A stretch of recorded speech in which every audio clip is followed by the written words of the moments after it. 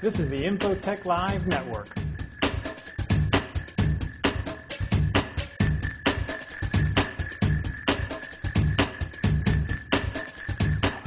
Hello and welcome to Infotech News, where we provide you with the latest happenings in technology and business. I'm your host, Stacy Turner. In this special edition of Infotech News, we talk with the CEO of SAP, Mr. Henning Kagermann. Serving more than 38,000 customers worldwide, SAP is the world's largest business software company and the world's third largest independent software provider overall. Vince Coynier is in our newsroom with Mr. Kagermann on the line. Vince? SAP has recently released first quarter earnings, and Mr. Kagermann has been kind enough to join us to answer some questions about the company, its growth, and maybe some questions about the Oracle lawsuit. They've also decided to focus on the mid-market, and so we'd like to ask some questions about that as well. Mr. Kagermann, thank you for joining us. We know your time is valuable, and we certainly appreciate it. I'd like to begin by asking a question about the competitive market and how you think SAP has fared so far and how it's going to fare in the future. Now, what is important for us is that we gained share in the overall market in Q1. We compare ourselves against our peer group, which is Oracle and Microsoft, on a yearly basis because we have different seasonality.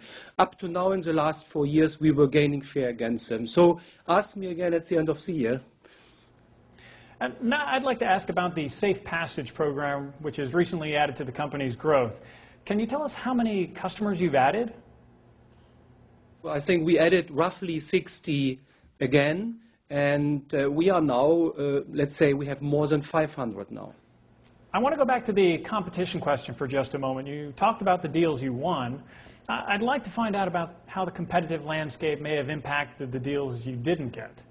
Yeah, it's true. I think we made, as you know, some adjustment at the end of last year, some technical adjustment. This came in, and in terms of deals, there were not two prominent deals we couldn't close at the end of the last year. So I would say what we did in the first quarter is really business people brought in the first quarter. Now, SAP is known as a large enterprise company, but now you're focusing on the mid-market. Now, is this an area that you're going to continue to focus on? And if so, what are you committed to spending? Yeah, roughly 10 to 20 million. And it's important to know because if you put this into our figures, you see that as we announced our established business, in terms of its operating margin increased and improved. We had an operating margin which was flat, but for the established business, I think it was up 0.5% to 1%.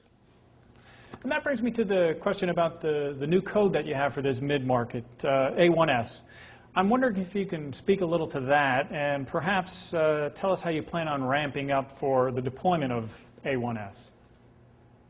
First of all, we should know that our established business will continue to grow double-digit. So what we try to do with a new product is to add additional revenue, growth, and profitability.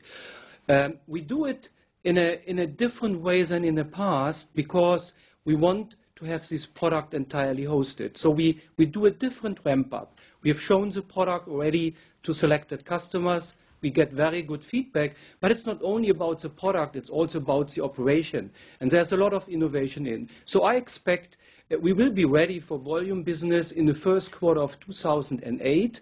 And then you will see, first of all, the revenues coming slower in. That's normal because it's subscription, but over time revenue will increase more and more. And I expect that our margin in 2010 will be higher than the margin we earn today in our established business. Mr. Kagermann, Asia can be a rather volatile market, and we know that SAP is planning on continuing to grow there. Are you at all concerned about the reduction in spending that some experts are seeing in the Asian markets? I'm not worried. We are doing good business in China, in India, and in Japan. I have so far, honestly, no indication that in particular the large enterprises, which are traditionally our clients in China, would stop spending. So from that point of view, from what I see from our business, I am confident on this market. And what about your business opportunities here in the U.S.? Are you still seeing growth in the future? The United States business was again very strong. It was more than 20%, which I think is really strong. It was on this size in the past. So we are improving in the US our position. You know that since many quarters we are now the #1 in the US, and we continue to gain share there. And of course, while we've got you here, we want to ask you the question about the recent Oracle lawsuit that was filed against one of your subsidiaries Tomorrow Now. While you're here, we just wonder if you'd like to make a comment about the suit. Tomorrow Now has a very precise business model. This business model is known. They follow the guidelines and the rules and the policies. So I think there are claims in the room which I don't understand. But on the other side, our lawyers are behind, and we will officially answer in the next weeks. Well, thank you, Mr. Kagerman, for being with us. We certainly appreciate it. And if you'd like more information about SAP and what they're doing in the mid-market arena, you could visit them at www.sap.com. Well, this has been a special segment of Infotech News, and I'm your host, Vince Coiner. And this is the Infotech Live Network. Thank you for joining us, and we'll see you next time.